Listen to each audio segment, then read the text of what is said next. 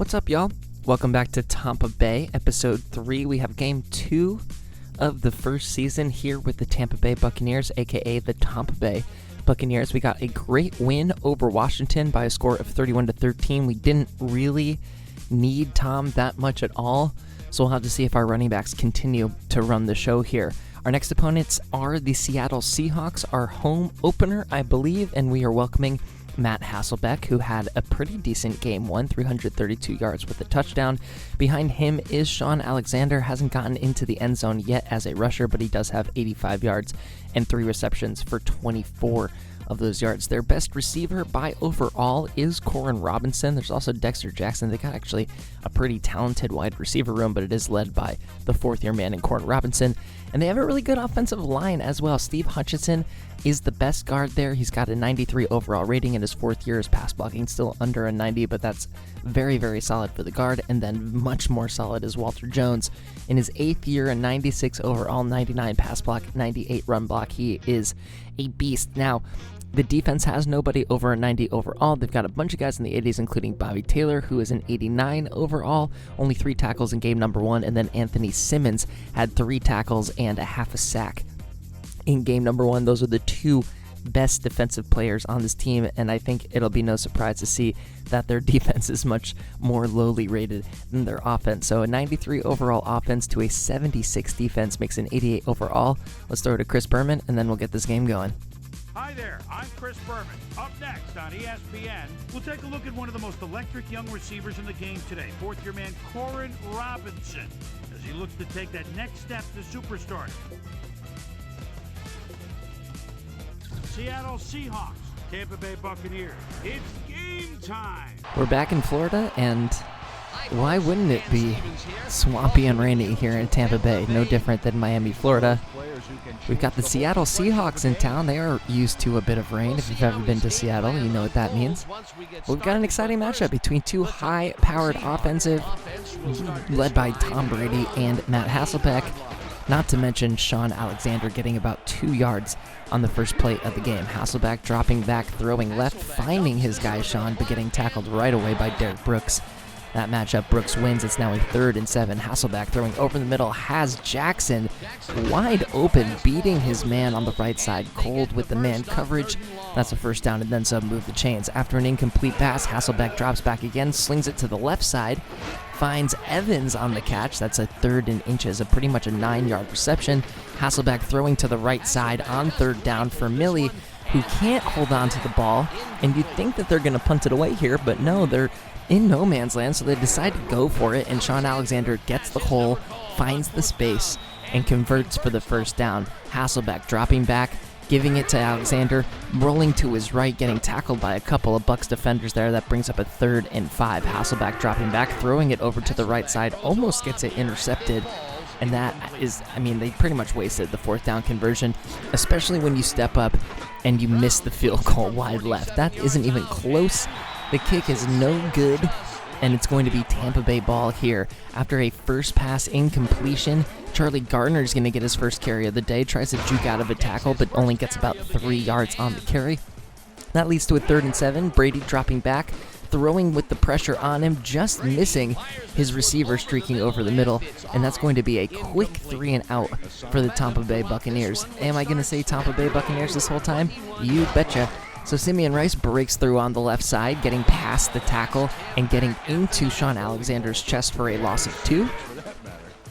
Off the play-action pass, that is just a fantastic catch by Max Strong, and he withstands the face mask by Gold to get a first down and then some. They get the 15 yards tacked on top of it because they don't call it an intermittent or an intermittent face mask.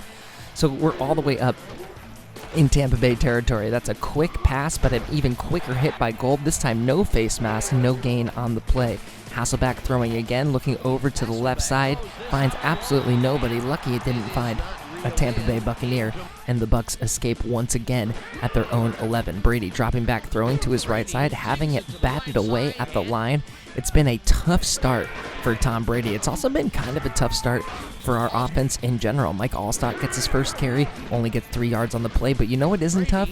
When we find Keenan McCardell and he slips away from his defender and nobody is going to come close. 5-10, give that man 6, dance on into the end zone, McCardell, and that is going to be a massive roll the steam on the Buccaneers boat, massive 86-yard touchdown for Tom Brady and the Buccaneers. So Gramatica comes up and puts through the extra point, and just I was starting to complain about the offense being slow, we go for an 86-yard strike. Hasselbeck throwing over the middle, finding his reception. I believe that is Keenan Robinson's first reception, getting a first down with a sweet run afterwards. Alexander on the draw play, meeting up with 2 Buccaneers defenders. That's a 3-yard gain. On second down, Alexander gets the carry again, busts out to the outside, has the speed to boot. Bad approach by Victor Green there. It looks like he's going to make it to the end zone, but Gold gets on his giddy up and is able to make the touchdown saving tackle, but this is putting the Seattle Seahawks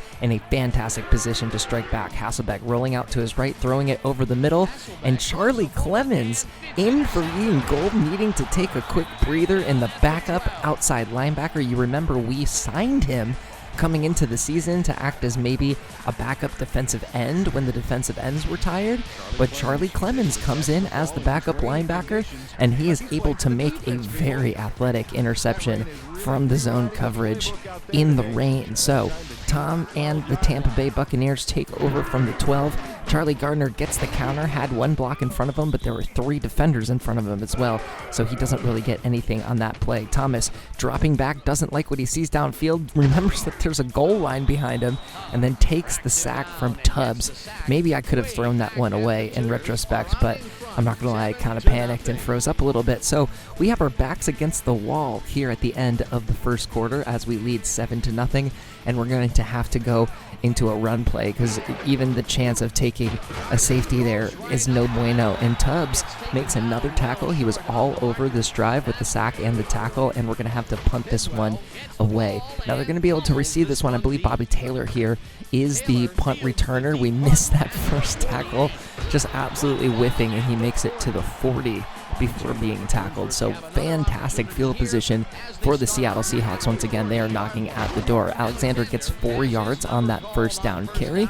Moving on to second down, Hasselbeck tosses this one over to Alexander on the left side in a great 2-pronged tackle led by Brooks, finished off by our strong safety. And you can see here that one run has him up at 8-61, but I feel like most of the runs have been a little bit shorter than the others. Jackson makes the nice catch. Lucky he didn't get the hand on it by his defender, but Jackson's going to get the reception for the first down on 3rd and counting. Now we're all the way up at 3rd down. There were 2 incompletions. I'm usually skipping incompletions in these replays, and that is a beautiful pass to Sean Alexander sneaking behind the zone coverage. It looks like Sean maybe bobbled it for a moment. We're going to take another look at this one. You see Hasselbeck dropping back. Beautiful arc on this one as he throws it to only where his guy can get it. And it looks like it almost slides up his forearm and into his hand. So that's going to be a touchdown for the Seattle Seahawks. They actually make the extra point. It's up and good. So with 6 minutes left to go in this first half of play, the Seattle Seahawks have tied this one up 7-7. Tom Brady taking over, quick drop back, throws it to his left side, finds Charlie Gardner, who makes a move and gets about 5 yards on the play. Bring it to second down. Tom drops back. This time it's a 3-step drop back, finds Galloway for an incredibly athletic one-handed catch. Great catch by Joey, our possession receiver so far in this game. We got a toss over to Gardner, who only needs to beat one man. He beats him, but the blocks don't hold up the way we wanted him to. Still, he extends out for a 6-yard gain. Tom, another quick drop back, another quick throw, another catch by Joey Galloway. First down for the Tampa Bay Buccaneers.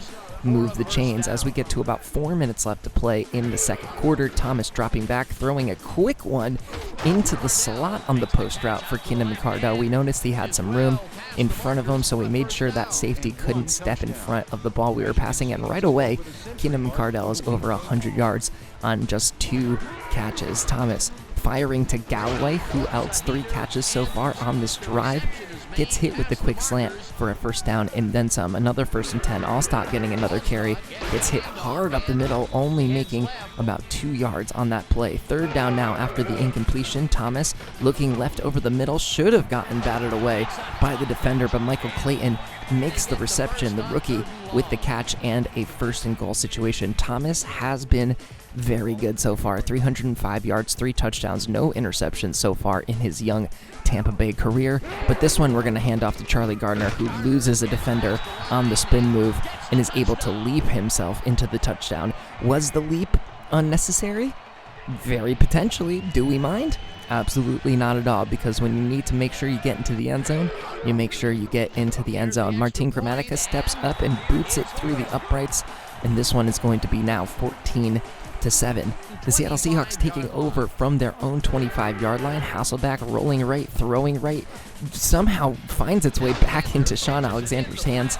That's only a 2-yard gain. We are inside of the 2-minute warning at this point, but Sean Alexander is still running the ball. He runs into one of his friends, and Ian Gold makes the fantastic tackle. 3rd down now, throwing over to the right side, and who else but Ian Gold making a play on the ball, forcing the incompletion. We've got about 1 minute and 15 seconds. This one gets punted nice and deep, just about at the 30-yard line when we make the punt return, and just about at the 37 when we get tackled. So not much on that one, but we still have enough time to get down the field. We got Tom Brady doing his thing here, y'all, so maybe we can get some points before we go into halftime. That's a nice catch by Dilger.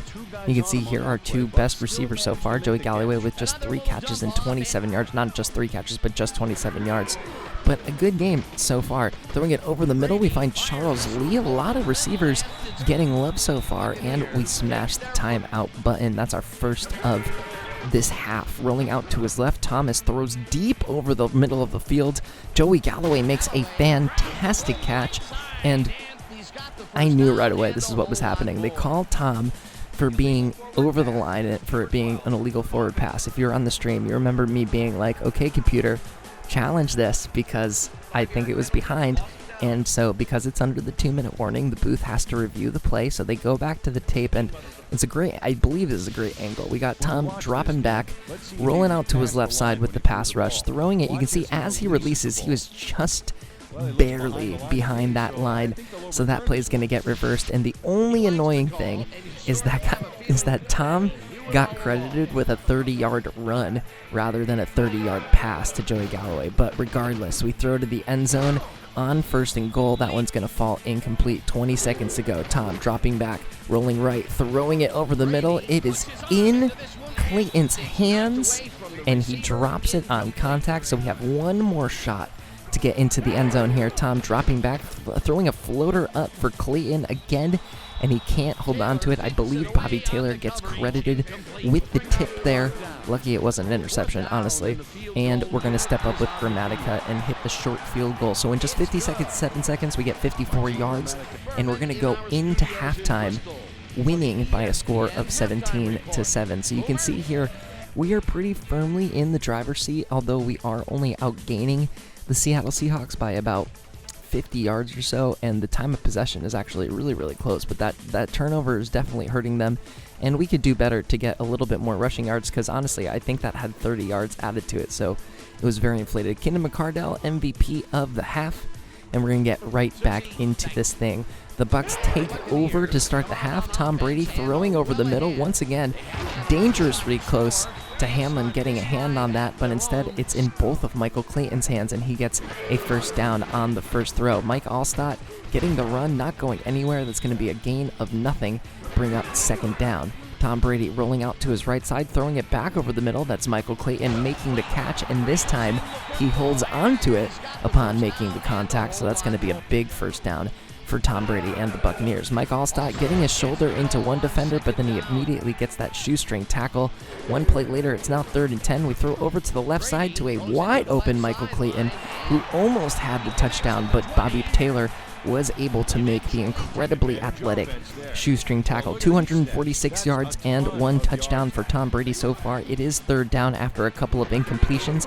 On the play action, rolls slightly light, throws it over to Charles Lee, and he has the reception for the touchdown. I believe we had Charles Lee on the weakest cornerback, and we were able to put that one in a position for him to perfectly moss that over the head of, I believe that is Asante Samuel, unable to make the play there. So we kick the extra point.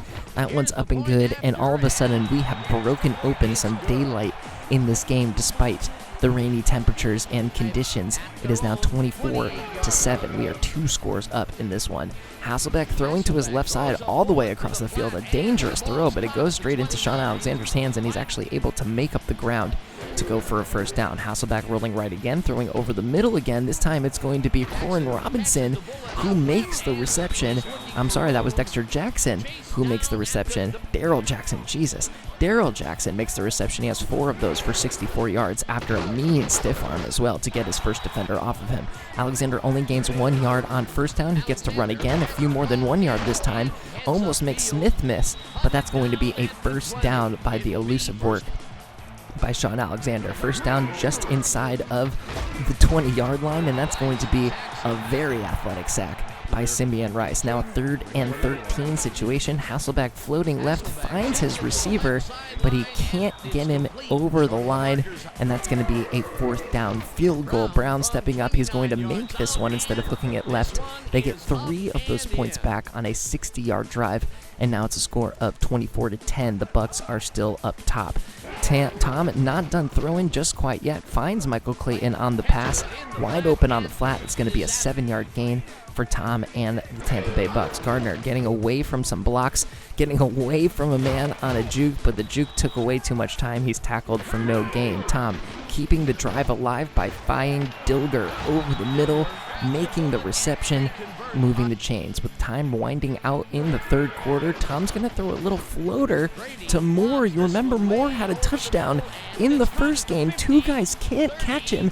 He hits the Jets all the way to the end zone, and he's going to be tackled into the end zone for 6 points. And Tom finds his guy. You know Tom Brady, he's got his favorite tight end, and that tight end is going to be Miller, I suppose.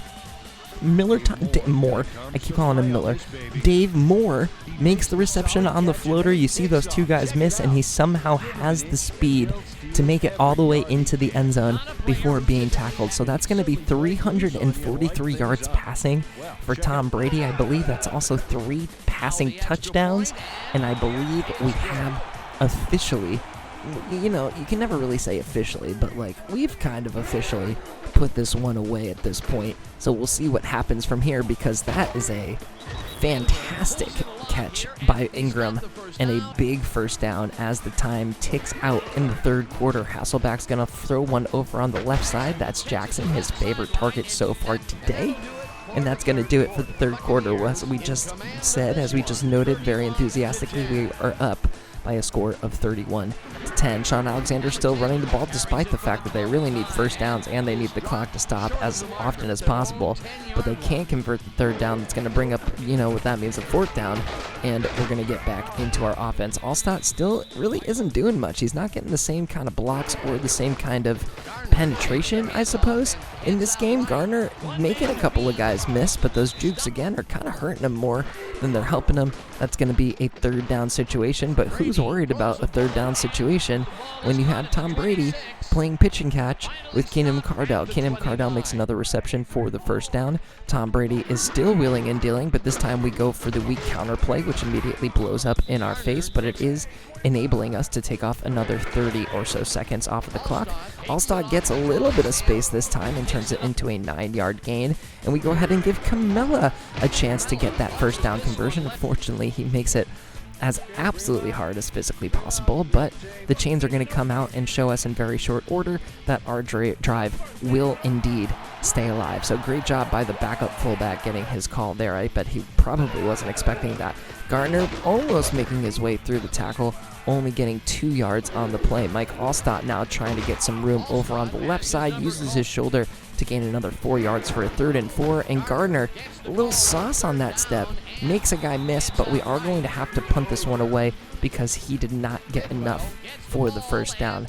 We get the punt off. He receives it just about at the 15. This time we do not miss and whiff horribly, so the Seahawks take over at the 21-yard line. 2 passes later, we get a throw to the right side, and just like, honestly, an incredibly lucky and athletic catch by Ingram there, but, you know, sometimes you'd rather be lucky than good, and they were quite lucky to make that reception. So on the next couple of plays, we get another great reception here by, I believe, who was that? Was Evans? Evans makes that great reception on the left side. Now a bunch of incomplete passes later, we've got a 4th down situation, and for some reason they throw it to Sean Alexander on the flat, and that's going to do it for their drive there.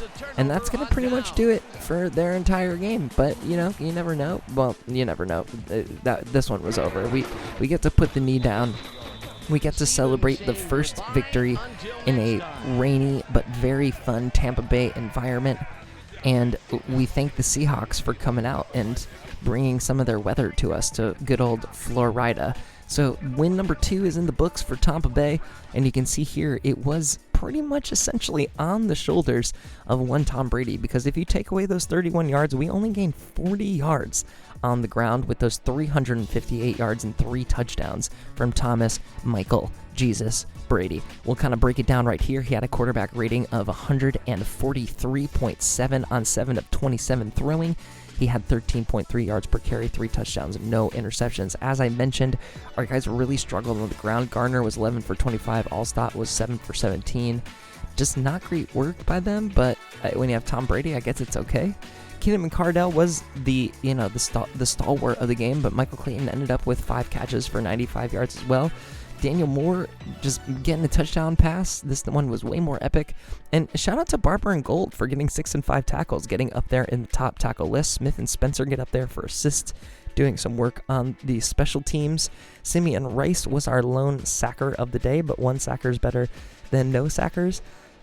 Look at this. Kelly, Smith, and Brooks all getting on the list for passes defended. And then, of course, our backup Clemens getting that 1 big interception. So next up are going to be the Oakland Raiders. We're back on the road again, heading back to Oakland. And so we'll be visiting them and a tough opponent in the Oakland Raiders in a 2002 Super Bowl matchup. So anyway, one last update before we go is that Brad Johnson ended up on the Denver Broncos. He's going to be backing up Jake the Snake Plumber. So we're going to leave you with SportsCenter. If you've gotten this far, leave a like, leave a comment, sub up if you haven't already, and we'll see you on the next episode. This is SportsCenter. Hey, I'm Chris Berman. Got a lot of games to cover. Let's get at it. In our first game this week, we had the 49ers edge their way to a narrow 3-point win. We had a big injury in this one, and Trey has the lowdown for us. Trey? All right, Boomer, thanks.